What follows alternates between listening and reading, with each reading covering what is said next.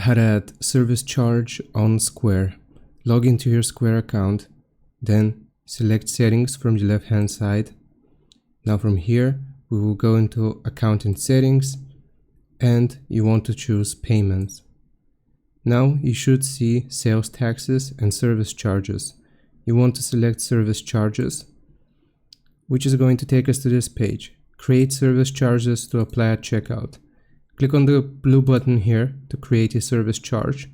You have to set a name for it. I'm just going to do service charge.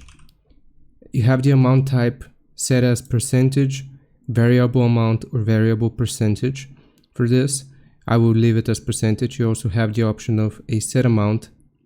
So I'm going to leave it as percentage. The percentage is going to be 5%. You can choose the locations here where you want to apply this service charge. And also sales taxes. You can add sales taxes here by clicking on this option. And the tax assignment is going to be either taxable, assigned taxes, taxable, apportioned taxes, and non-taxable.